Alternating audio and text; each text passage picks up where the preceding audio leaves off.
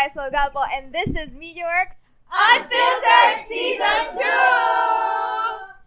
2! Okay, so guys, we welcome you to another episode of Meteorworks Again Unfiltered Season 2. Together, I am joined with Saksi si Calvo. So, ayan, lahat kami ngayon na magkakasama today are fourth year communication students. So, since you all know that we are graduating hopefully this year, it comes with a lot of pressure. Do you agree?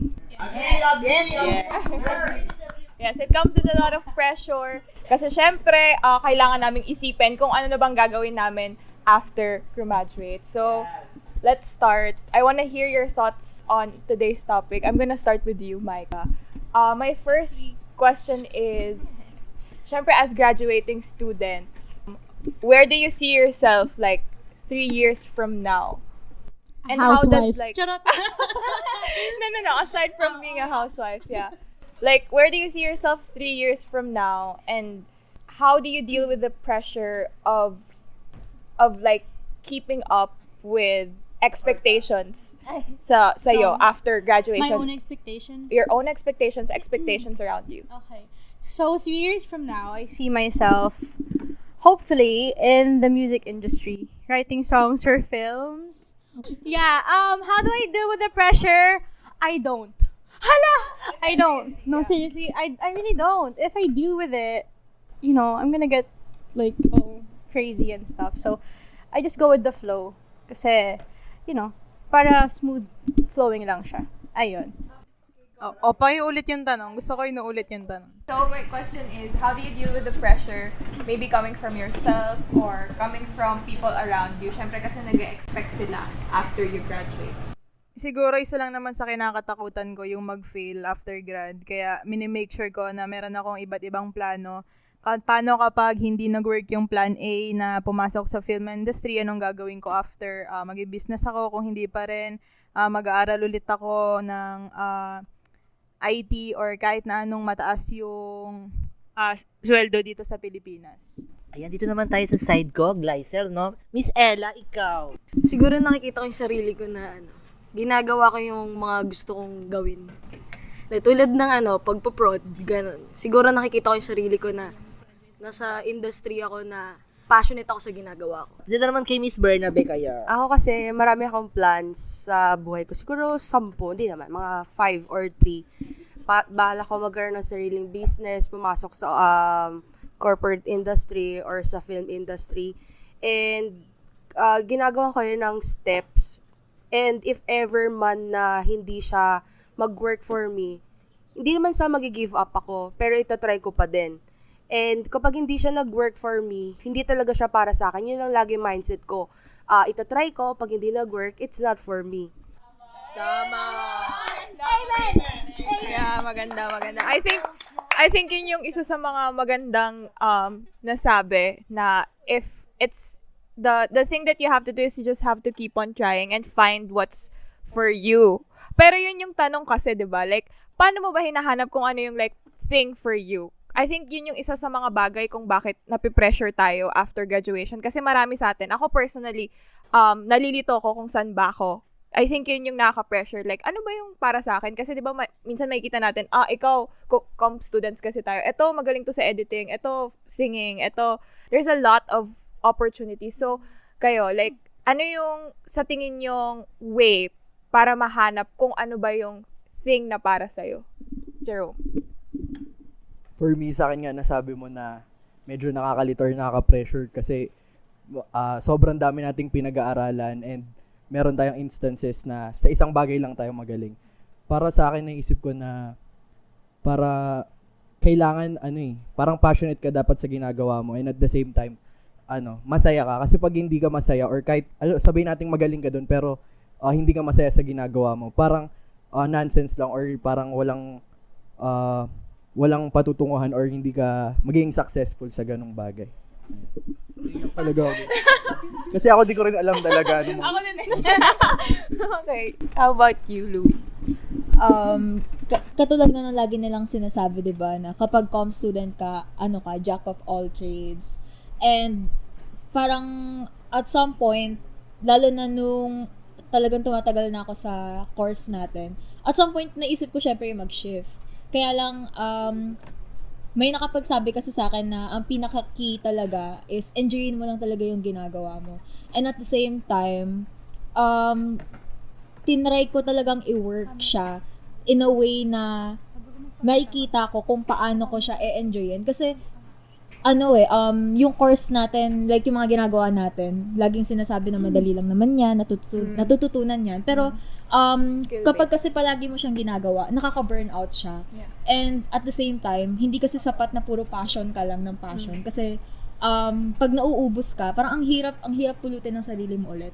Pero, yung pagiging jack of all trades, like, ang dami mo kasing alam na gawin, pero parang hindi mo alam kung saan ka magaling.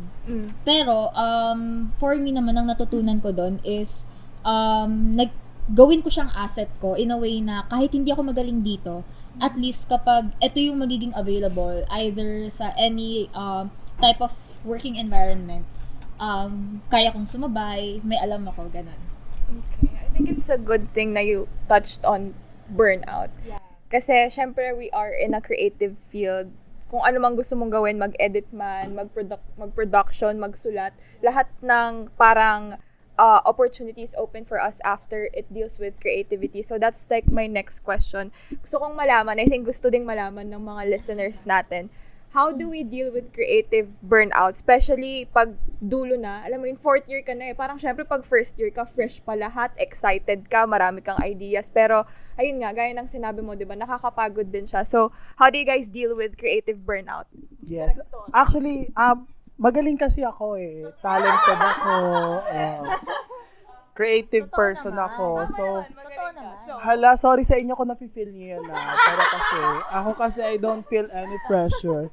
Right now? Hindi, syempre kahit ako sa sobrang creative kong person, siguro talaga, yung pagre-regain mo ng creativity, it takes time talaga.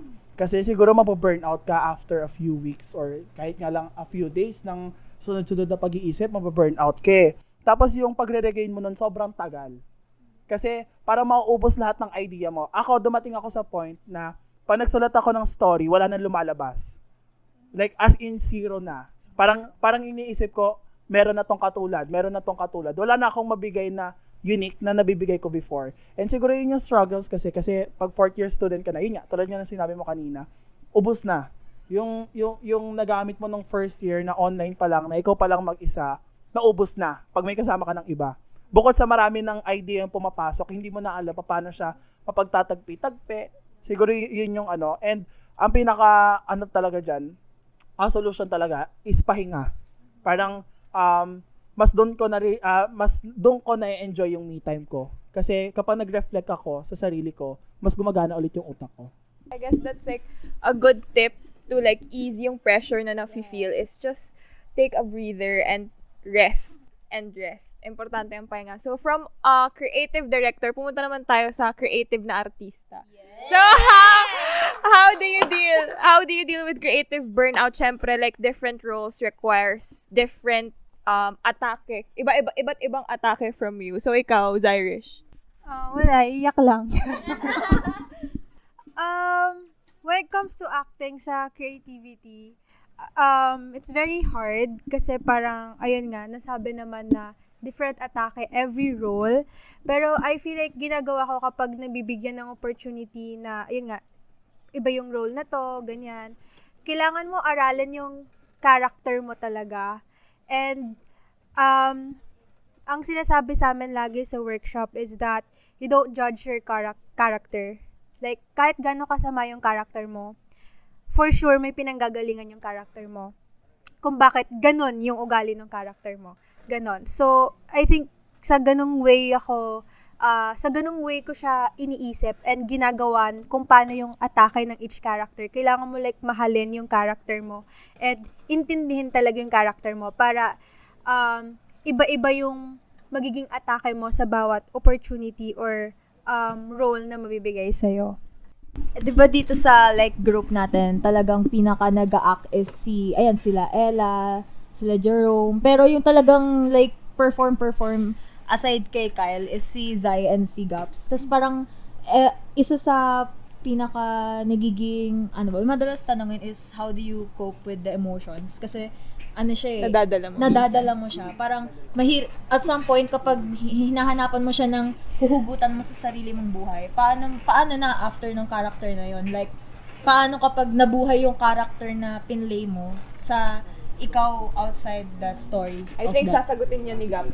Siguro yung may time na nangyari sa akin is yung sobrang minahal ko yung character kong pagiging addict. Oo, nakakatawa man siya pero minahal ko yung role ko na maging addict. Hindi ko talaga siya hindi ko siya mapakawalan. Siguro 2 to 3 years after na ng play namin, nadadala ko pa din siya. Nagiging parang normal na lang siya sa akin. Which is nakakatakot talaga. Pero Naging addict ka ba? Talaga? hindi ako naging addict, pre. Muntik lang. Hindi, pero kasi kapag may role ka, kailangan mo siyang mahalin eh. Sabi nga, tama nga yung sinabi ni Zyrish na kung ano yung binigay sa'yo, pag-aralan mo siya, mahalin mo siya, tsaka parang umano ka talaga dun sa mismong kasi kailangan mo yun as an artist artista.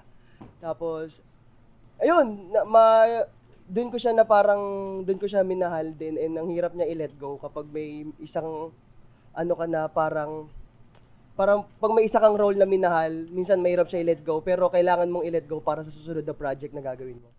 Ayan, one last question siguro sa ating lahat. Siguro, di ba, graduating and we all know mahirap and such. Handa na ba tayo sa susunod na journey after ng pag-aaral natin as a whole, di ba? Are we ready? Yes, handa. Feeling ba natin handa na tayo or meron tayong mga agam-agam sa isip natin and such? Unahin natin kay Faith. Hindi talaga ako ready. Siyempre, hindi ko pa kayang i-let go yung mga bagay na ginagawa ko ngayong college life. Siyempre, kapag after mo graduate, meron ka ng other responsibility. Hindi naman hindi ka na pwedeng fun. Pero, parte ka na ng society na kailangan mo maging responsable. So, you have to really do good things. Iyon. Siguro, sa ngayon, ililipat na po muna natin sa iba. Kasi hindi ka pa ready. Ikaw naman. I think, no one is ever ready, you know. I agree. But, that's what we're in for. You know, you always have to know what your next move will be. Yeah, right? Right. In a sense na, hindi naman sa sinasabi natin huwag tayo tumingin sa future. Pero it's important to look in the present. Like, where am I now? Ano bang magiging next step ko just in case? Ganun lang. It's like a give and take situation. You know? You get what I mean? I get what you mean. You get what I mean? Yeah. Everybody! Okay, next. And then, I guess that's a good way to wrap up what we've talked about today. And I definitely agree with you. And I get what you mean. You get what I mean? I get what you mean. I get what you mean because I think ayun nga, isa sa mga dahilan sa tingin ko kung bakit pressured, lalo na yung mga gagraduate kasi feeling mo hindi ka pa ready. And I agree na you will never really be ready. If you keep on waiting for the time na gagawin mo isang bagay kapag ready ka na, hindi mo siya magagawa. Yeah. Pwede mo may idagdag? Sige, go. Bago tayo mag-bye. Sige, idagdag mo yan. Para sa akin, parang feel ko kaya hindi rin tayo ready kasi we never know what comes next, 'di ba? So it's a leap of faith, parang gano'n. So kailangan